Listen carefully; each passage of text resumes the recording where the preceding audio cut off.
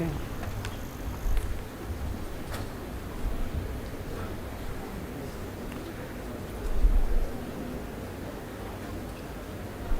Apologies, please remain standing.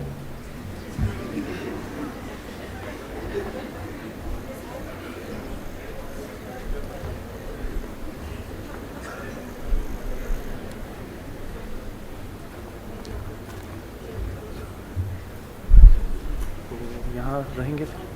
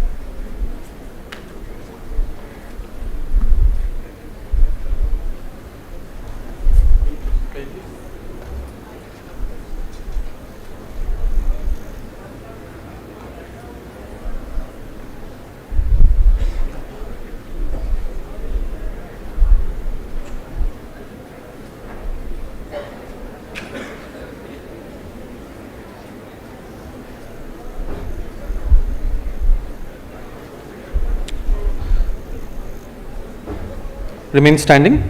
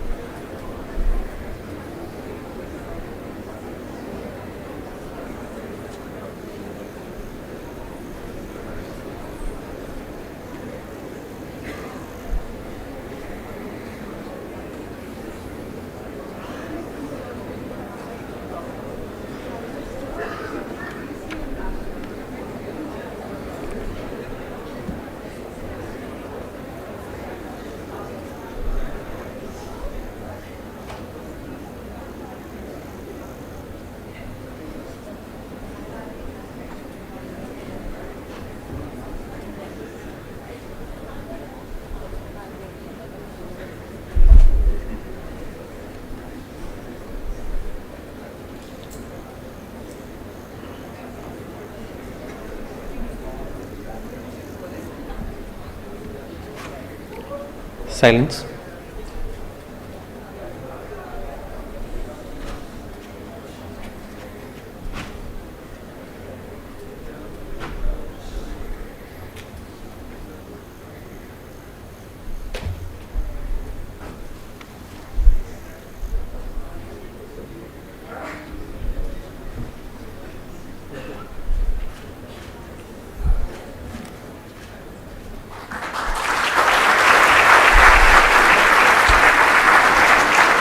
Thank you.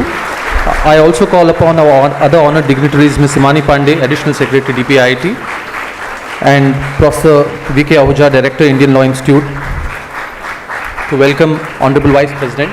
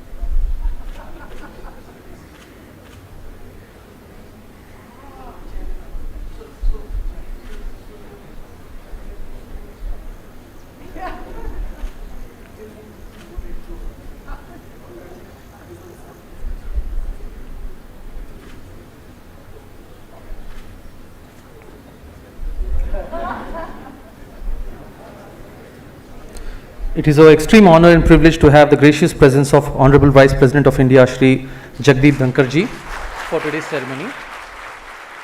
May I also call upon other honored dignitaries, Ms. Mani Pandey, Additional Secretary, DPIIT, Ministry of Commerce and Industry, Government of India, and Professor V.K. Ahuja, Director, Indian Law Institute, to be seated on the dais. May I also request all of you that during the formal ceremony that we shall not have any round of applause. We'll now start with the national anthem. May I kindly request everyone to remain standing for the national anthem. Jana Gana मन अधिनायक जय हे भारत भाग्य विधाता पंजाब सिंध गुजरात मराठा द्राविड उत्कल गंगा विंध्य हिमाचल यमुना गंगा उज्जल जलधि तरंगा तव शुभ नामे जागे तव शुभ आशीष मांगे गाहे तव जय गाथा जन गण मंगलदायक जय हे भारत भाग्य विधाता जय हे जय हे जय हे जय जय जय जय हे. Thank you. I request you to please take your seats. As we proceed to begin with Deeksharambh, we pray for the divine light to enlighten us. Tamasoma Jyotirgamaya. May I now call upon Honorable Vice President and other dignitaries on the dais to light the ceremonial lamp.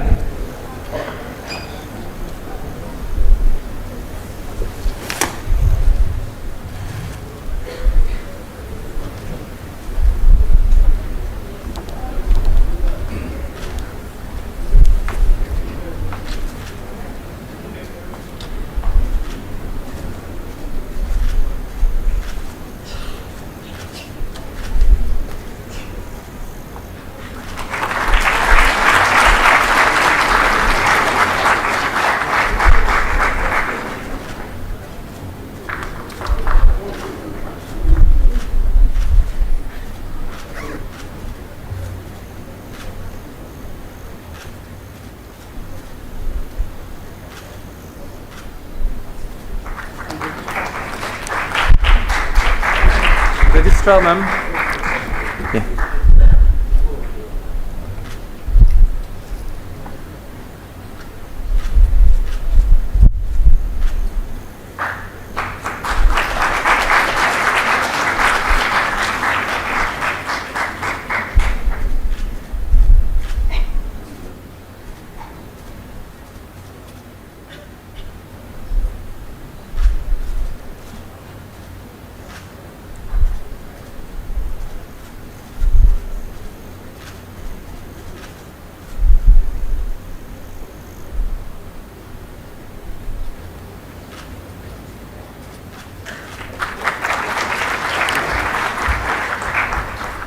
Thank you, sirs. Madam. I request Vice Chancellor Professor G.S. Bajpai to felicitate the Honorable Vice President with a memento as a token of our gratitude.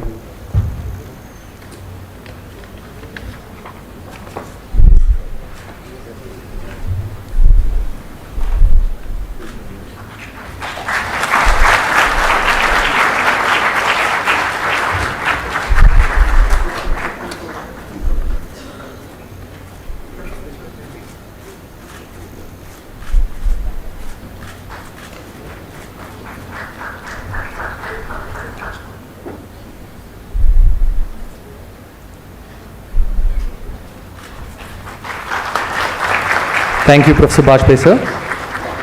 I now request Professor Ruhi Paul, Registrar, National University Delhi, to felicitate our guest of honor, Ms. Himani Pandey, Additional Secretary, DPIIT, Ministry of Commerce and Industry, Government of India.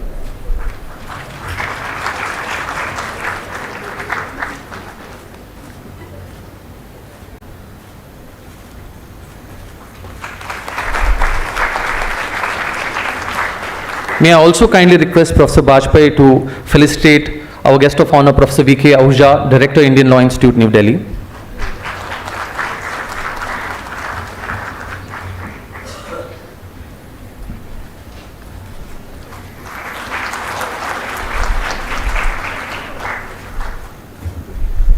Thank you, Professor Bajpai and Professor Ruhi Paul for felicitating the honorable dignitaries. May I also now call upon respected Vice Chancellor, sir, to deliver his welcome address.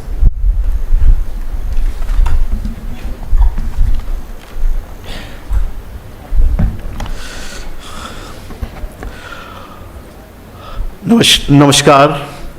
It's a great honor to extend a very warm welcome to Honorable Mr. Jagdeep Dhankarji, the Vice President of India, Professor V.K. Ahuja, Director, Indian Law Institute, Ms. Himani Pandey, Additional Secretary, DPIIT, Ministry of Commerce and Industry, faculty members, special invitees, guests, and students.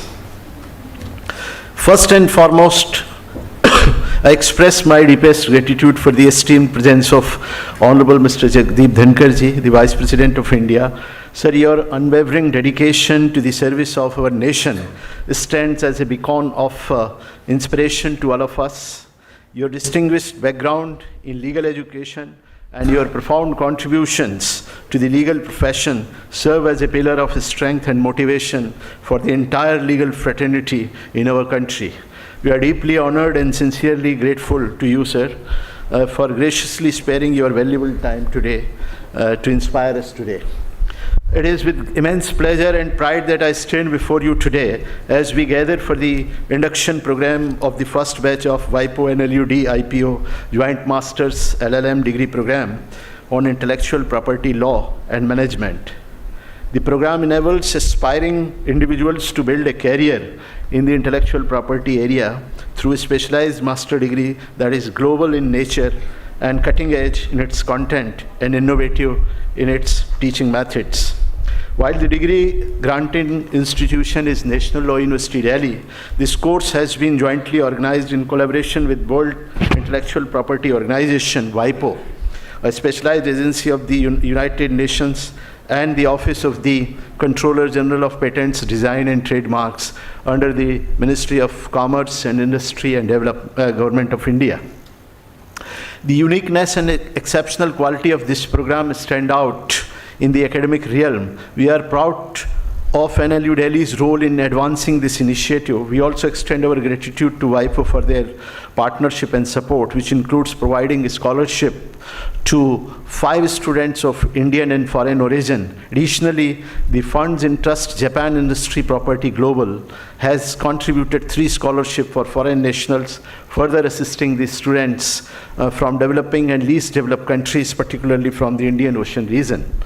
The joint master program begins with a total of 64 students comprising 37 females and 27 males, with 5 of these students being foreign nationals. As a relatively young institution, NLU Delhi has achieved remarkable success in just 16 years in its inception. it has emerged as a recognized leader in the realm of law and legal education. While its initial years were spent establishing its foundation, the university has now entered a phase of consolidation and expansion. NLU Delhi has consistently ranked at number 2 for last 7 years. On this Monday,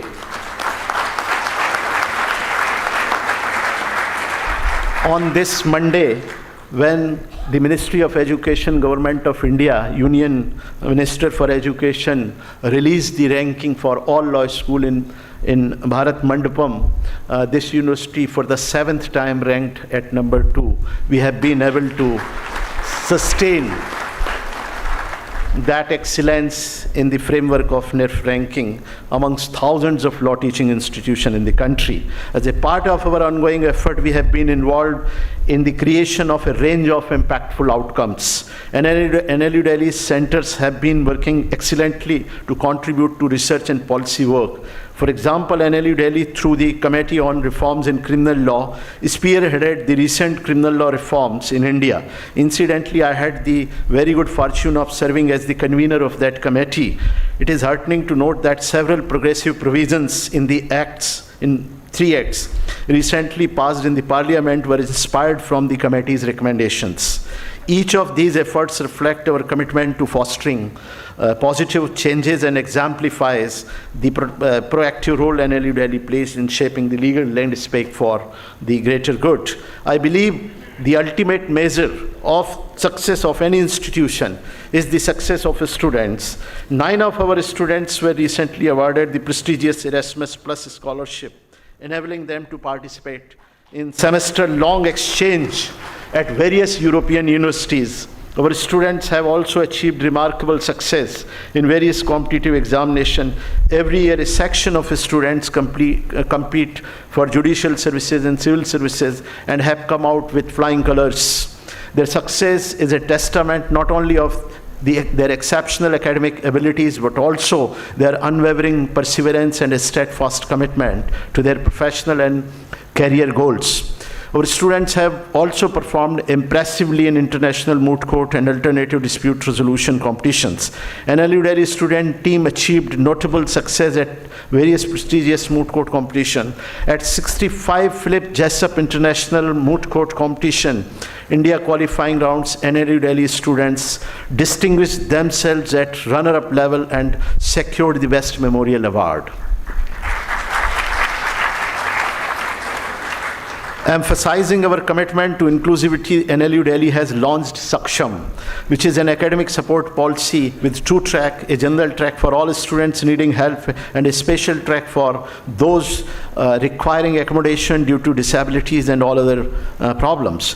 To enhance learning experience at NLU Delhi has introduced Abhyasa initiative, bridging law and justice by involving distinguished practitioners and industry professionals in student education. We remain a top choice among Indian law schools, but acknowledge our limits in accommodating all applicants. To address this, we launched Eklavya initiative inspired by Eklavya from Mahabharata to foster high-quality legal scholarship and make education more accessible.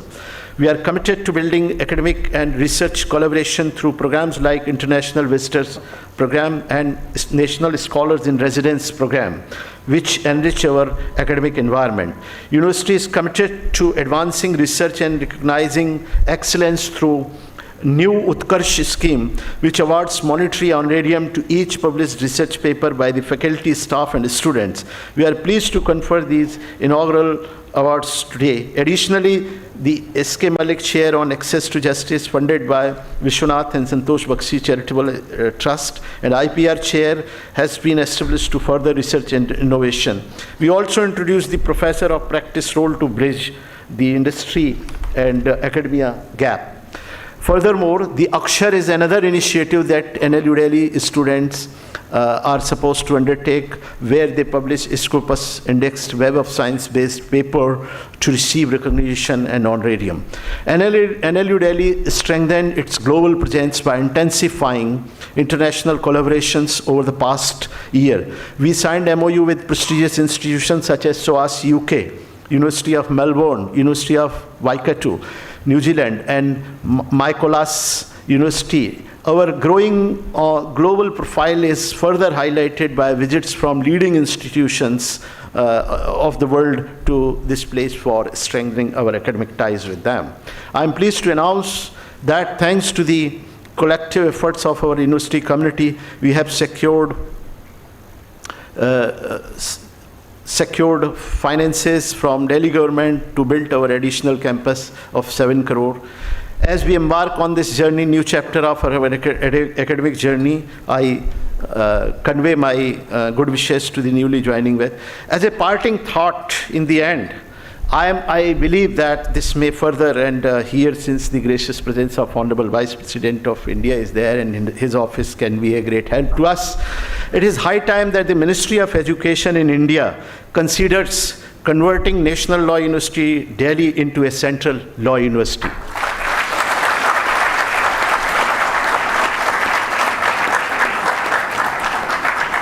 A parallel can be drawn from the transformation of NFSU, which was carried out by this government so significantly and remarkably to flip the forensic science education in the country. A similar effort is needed to provide much needed strength to the legal education in this country. Such a move would not only elevate the status of legal education, but also enhance its reach and impact at the national level. I'm sure NLU Delhi fulfills all such requirements to become a bigger platform to contribute effectively to the legal education and profession. Once again, I thank you all for joining this event with your gracious presence. Jai Hind. Thank you, sir, for your warm welcome. May I now call upon Honorable Vice President of India, Shri Jagdeep Dhankar ji, to enlighten us with his words. Sir.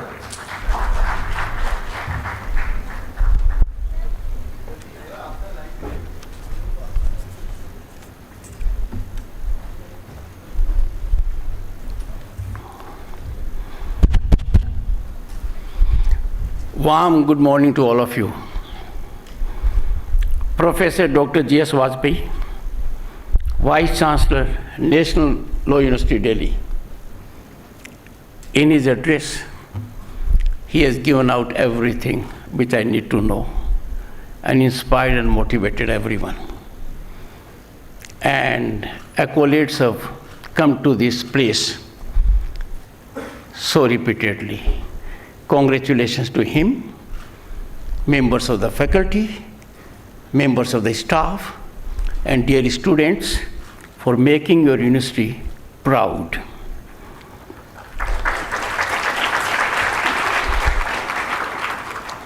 Professor Dr. V.K. Ahuja, Director, Indian Law Institute. As a young lawyer from Rajasthan, I was so enamored of Indian Law Institute that I became its member and attended when the Indian Law Institute had Silver Jubilee celebration.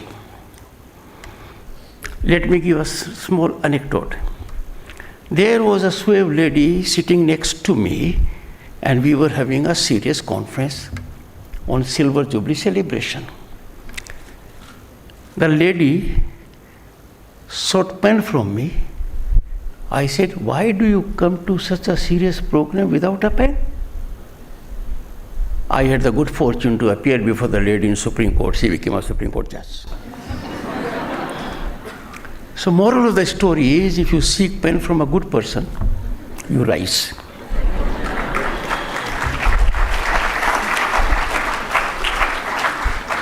Spinal strength of my legal profession had been their annual law survey.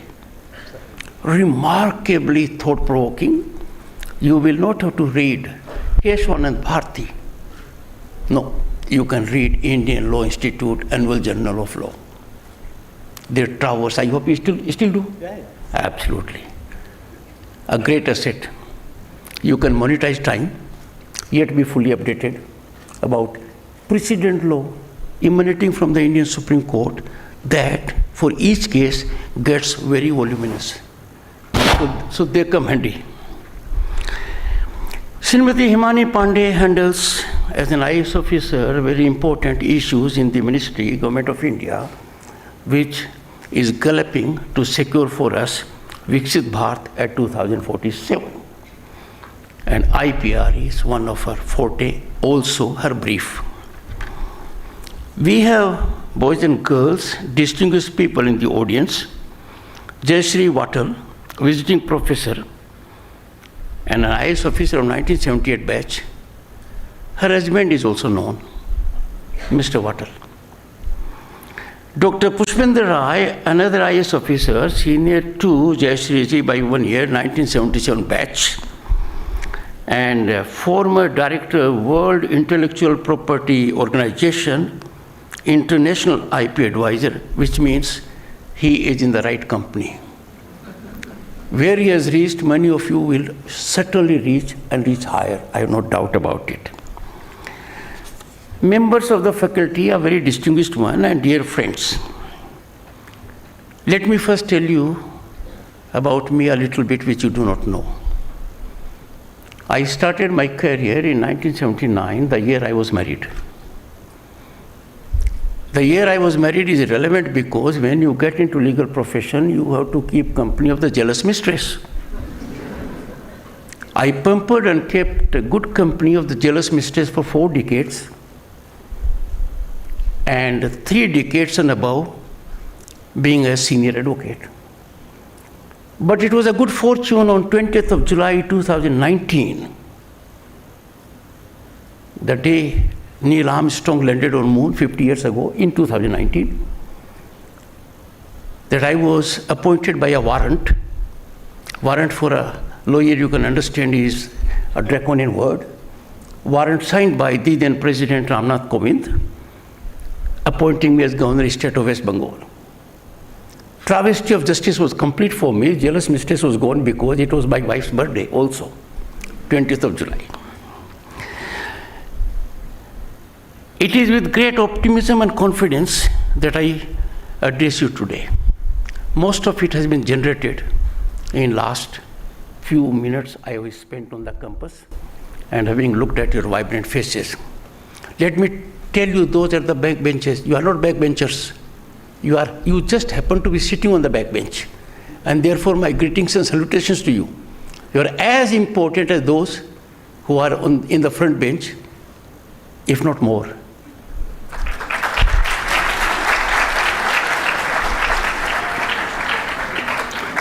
Education is undoubtedly the most impactful mechanism of social upliftment and economic development. It brings equality and neutralizes societal inequities, ensuring benefits of growth reach even the most marginalized. These days, education defines where you would be. Earlier, it used to be what is known as privileged pedigree, or patronage, or being above law. Not any longer. A big change has come, and youth of the country must be enthused that there is in place an ecosystem now where you can fully unleash your energy, exploit your talent and potential, realize your dreams and aspirations, and thereby contribute in the marathon march of which you are most important stakeholder for Viksit Bharat 2047. Boys and girls, you are indeed fortunate. You are recipients of quality education at this institution. And what an institution. Second rank in the low university category in the NIRF ranking for the 7th consecutive year. I recall a great philosopher of pre-Socrates era, Heraclitus. He famously said, the only constant in life is the change. And he further said, the same man cannot enter the same river twice, because neither the man is the same, nor the river is the same. You have kept the change, still maintained your position. Congratulations, Vice Chancellor Vajpayee and your team.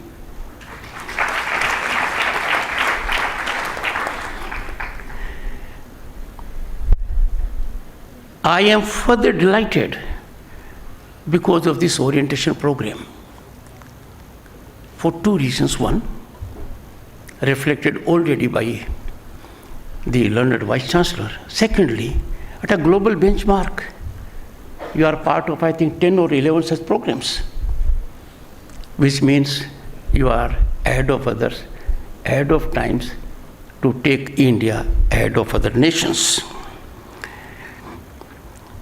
This orientation program for the Joint Masters and LL.M in Intellectual Property Law and Management, a collaboration between NLU Delhi and World Intellectual Property Organization. Congratulations for this convergence. It's wholesome convergence that will bring about geometric dividends. Congratulations to all the student participants in this program, and I'm confident you all will make most of the opportunity. Intellectual property law and management are pivotal to innovation, economic growth, and the protection of creative endeavors, as well as safeguarding our ancient knowledge and research. The latter one is more important. In our globalized era, IP has become a cornerstone of international trade. For India, that is home to 1/6 of humanity. A strong IP protection is crucial for attracting foreign investment and fostering technology transfer. Congratulations to the Additional Secretary for doing much in this direction and yielding good results. India has made, young boys and girls, significant strides in strengthening its IP regime. Our legislative framework, I am in some capacity associated with it, has been progressively aligned with international standards, ensuring robust protection. We have carefully crafted a regime that complies with obligations under the World Trade Organization's agreement on trade-related aspects of intellectual property rights, for short, and EGNS, TRIPS, and other bilateral and regional agreements. India has also been proactive in leveraging technology to enhance IP administration, implementing online filing and processing system, reducing delays and improving transparency. As a matter of fact, we can take pride that this is a system fully digitized, transparent, and accountable, and has reached a high global benchmark. In today's knowledge-based economy, the value of intangible assets often surpasses that of tangible assets. Look at our civilizational ethos of 5,000 years. Knowledge and wisdom are in our repository. No nation can take pride in a distant second, if there is one, when it comes to evaluation of what knowledge we have. India, with its rich tradition of creativity and innovation, stands to gain enormously from a robust IP ecosystem. Our country is often referred to, and rightly so, and for very worthy premise, a gold mine of intellectual property due to its rich cultural and historical heritage. The Vedas. Let me digress for a moment. As Vice President, I also happen to be Chairman Rajya Sabha. I found that lot many people talk about Vedas without once having seen them in physical form. I therefore thought it in fitness of things to request the Education Minister to make in physical form Vedas to every member of Parliament. I beseech all of you to have by your bedside the Vedas in physical form.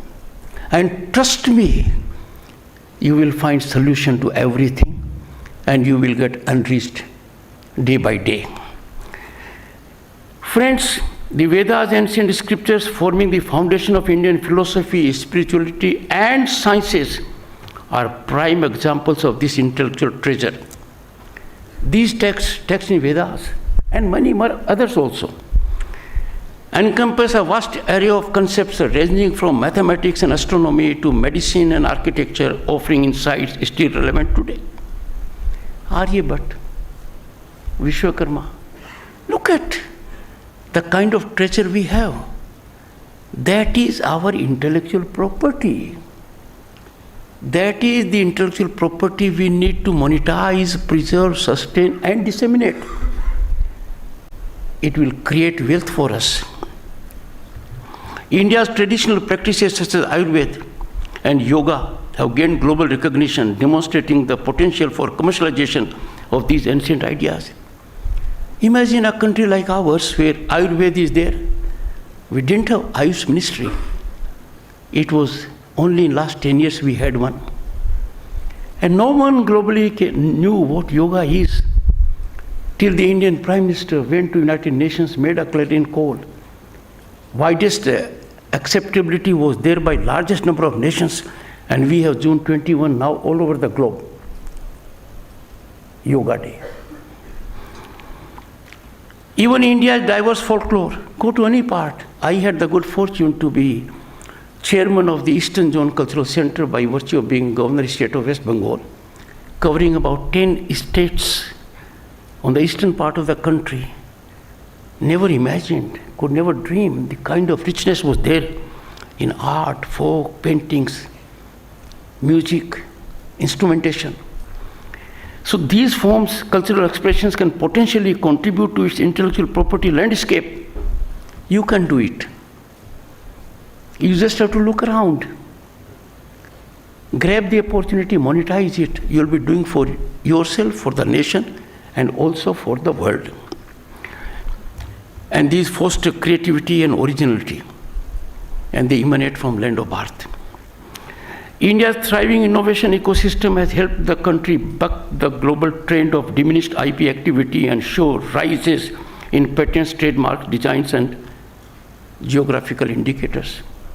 A concept too dear to us.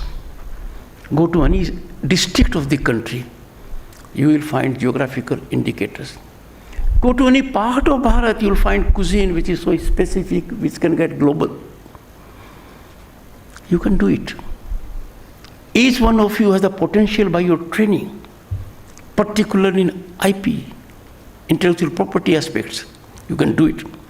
The Indian IP Office reported a 24.6% annual increase in patent filings in financial year 2023, showcasing the country's rising innovation trajectory. I have checked for your benefit. The trajectory is incremental. IP rights incentivize innovation. As a matter of fact, they spur innovation. They trigger innovation. They catalyze innovation by enabling creators to benefit from their work. The success of the Indian generics in the global market, worth over $20 billion in exports annually, stems from a balanced IP approach, thanks to the affirmative governance in the IP regime mechanism by the Government of India. Young boys and girls, moreover, IP rights have been crucial in protecting traditional knowledge. By traditional knowledge, I mean a knowledge that has evolved over centuries. Some forms of knowledge which concern our health, our hygiene, has come in the shape of Kivdantis.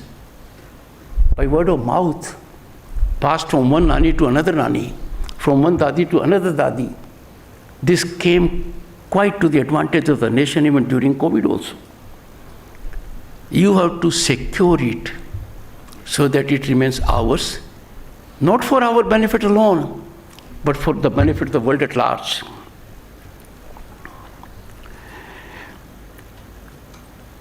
IP rights have been crucial in protecting traditional knowledge, and we have taken big lead in this, a structured lead, a lead that was needed and fortunately is in place. And that is, the traditional knowledge digital library has successfully prevented several attempts at biopiracy, safeguarding India's rich heritage of traditional medicine. But challenge in this direction is rising by the day. We have to be alert 24/7. In the digital era, India faces unique IP challenges along with the world, particularly in software and digital content. This is the time when there should be wholesome convergence of all stakeholders, and that would go a long way in strengthening the preservation and protection of our IP rights. They are valuable to us. There is no reason why India should not be number one in intellectual property, because we are. We have to discover, then we have to make it subject to the regime, to take its ownership, then fructify its dissemination, create it into wealth for the nation, and welfare of the world. Initiatives like the National IPR Policy 2016, and this happened for the first time, aim to strengthen the IP ecosystem, underlining its importance in driving innovation and economic growth in the Indian context. Our economy, boys and girls, is on the rise as never before. The rise is unstoppable. We are already fifth largest global economy, ahead of our colonial rulers, UK and France, to name countries. Matter of a year or two, Japan, Germany, we would have overtaken. In that, this becomes all the more relevant, that intellectual property regime is absolutely up to the mark to sustain our economic growth and rise. And the mechanism, the policy aims at socio-economic development for a creative India, innovative India. Rasnatmak Bharat, Abhinav Bharat. Underlying this in the foundation is intellectual property regime. India's exponential economic rise and ambitious targets would gather momentum with robust IP protection that is gaining ground, but you have to be its warriors. You have to be warriors with a knowledge different than other parts of the world. And you who have in place a system here, this compass, there is faculty that you can do it. These boys and girls will be instrumental in manifold ways, one being foreign investment attraction, encouragement of technology transfer, and positioning controversy as innovation hub. It is not without purpose that global institutions that were trying to pull strings with us and give advice. I know it as a person because in 1989 I was a member of parliament. I was union minister in 1990. I know then what happened, IMF, World Bank, our foreign exchange plummeting, gold being transferred in physical form to two banks in Switzerland to sustain our fiscal credibility. But you can do it now. As future experts in this field, you will play a crucial role in shaping policies and promote innovation and protect intellectual property rights. I would strongly urge young minds, don't fear failure. Fearing failure is working against your mind, against your mindset. Failure is natural. Chandrayaan 3 would not have been a success but for the great effort made by Chandrayaan 2. History shows it all throughout. So if you have a brilliant idea in IPR, execute it. Don't allow it to be parked in your mind. Friends, you are also facing another challenge equivalent to another industrial revolution. Disruptive technologies such as 6G, artificial intelligence, Internet of Things, machine learning, blockchain, hold the potential to revolutionize every aspect of our lives. These are challenges but also opportunities. India has rich human resource. Our DNA is very, very strong. We need to monetize it. And these disruptive technologies pose a different kind of challenge to IP protection. You have to come up to the arms. Your armory must be strengthened on that count. Enforcement of IP rights continues to be a major concern in some areas because some of us are very genius. However protective foam you may create, they know how to pierce it. You'll have to meet the challenge. We have piracy, counterfeiting, and most importantly, inadequate awareness posing significant hurdles. People use pirated material, use counterfeited objects because they are not aware of the dangers they are playing with. So awareness has also to be another aspect of it. Let me remind you the wisdom from our ancient Veda, the Rig Veda. Let noble thoughts, I'm quoting, let noble thoughts come to us from every side, unquote. Something similar was said by Bismarck, the German gentlemen, much later, let the winds of change blow from every direction. This is there in our Rig Veda thousands of years ago. Look at the form of intellectual property we have not been able to monetize. People often quote Bismarck, whereas we should be quoting the most authentic source. This verse encapsulates the essence of intellectual property, the free flow of ideas and knowledge for the betterment of society. Remember, the future of Bharat lies in your capable hands. You are the architects of Viksit Bharat 2047. Your actions, decisions, and innovations will shape it. Friends, a few months back I had the occasion out of pain to reflect to young minds for your welfare.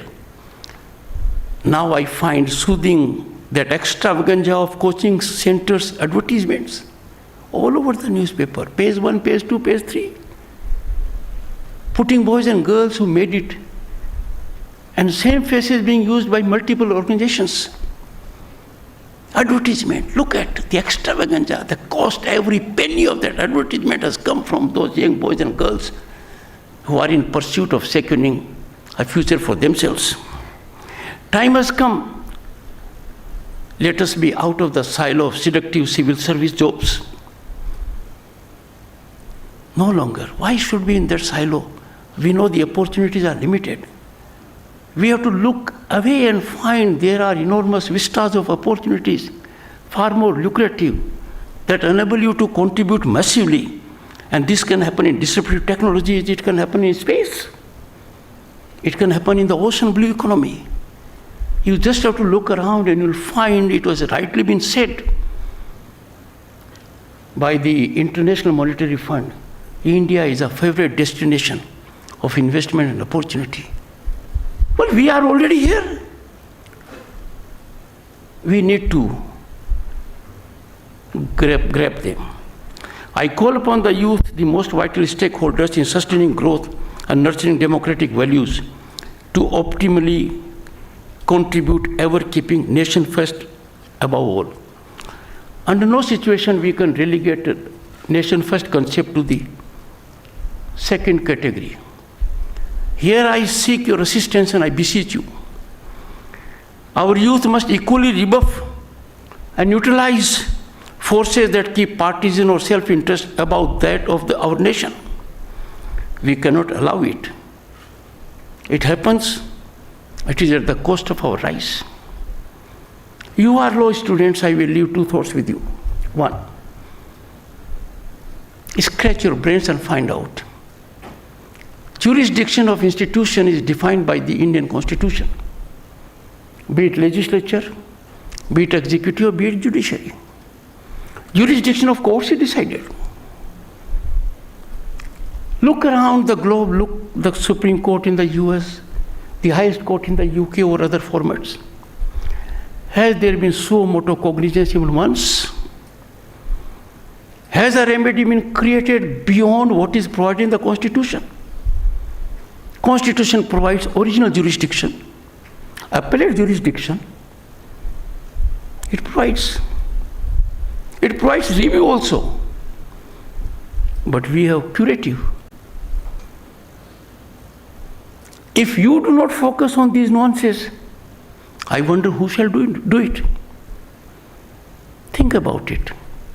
I got extremely worried when a person holding constitutional position just last week declared in a well-publicized media, I would say, campaign, beseeching Supreme Court to suo motu invoke jurisdiction, to give wings to a narrative aimed at destroying our economy.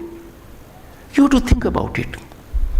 Write papers. I conclude, boys and girls, with two aspects. One, I will request the Vice Chancellor, the Registrar, and the faculty to spare time so that I can receive each one of you in a batches of around 70 as my guest at Indian Parliament, so that you happen to see it yourself, where law is made, how things happen.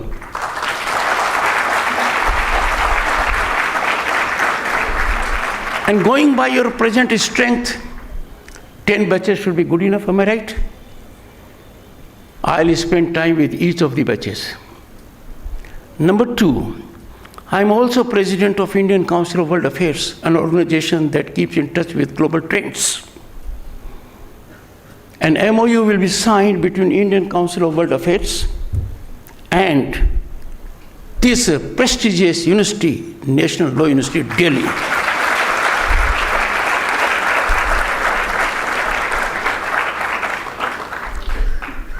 May you be ever blessed to be in service of the nation, to be significant parts of the marathon march for Viksit Bharat 2047, of which you are the most important vital stakeholders. Thank you so much.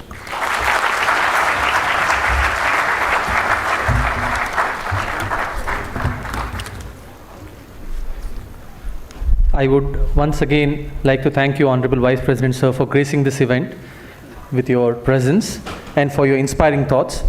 Before we close, I would also like to thank other dignitaries on the dais, special invitees, guest faculty, members of the media, NLUD faculty members and students of the incoming batch and other guests for being present today and making this event memorable.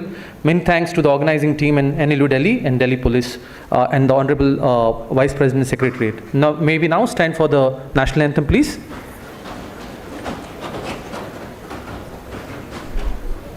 Jana Gana Mana अधिनायक जय हे भारत भाग्य विधाता पंजाब सिंध गुजरात मराठा द्राविड उत्कल बंगा विंध्य हिमाचल यमुना गंगा उज्जल जलधि तरंगा तव शुभ नामे जागे तव शुभ आशीष मांगे गाहे तव जय गाथा जन गण मंगलदायक जय हे भारत भाग्य विधाता जय हे जय हे जय हे जय जय जय जय हे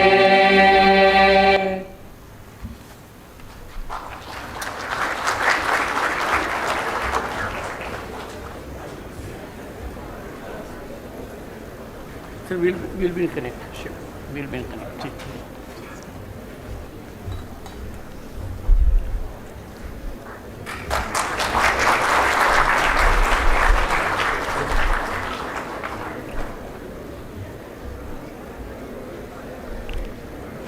Thank you very much. You may be kindly seated, please. Thank you. So just some housekeeping announcement. We are formally closing the inaugural of the induction program, and then now we will proceed for high tea in another 15 to 20 minutes. In this regard, I would request the incoming batch, the special invitees, to stay back along with their parents and the faculty members and guest faculty. The current batch students of LL.B and LL.M are required to join their classes respectively. I think they have the classes for the rest of the day. So thank you very much for being here today. Thank you one and all. Have a good day.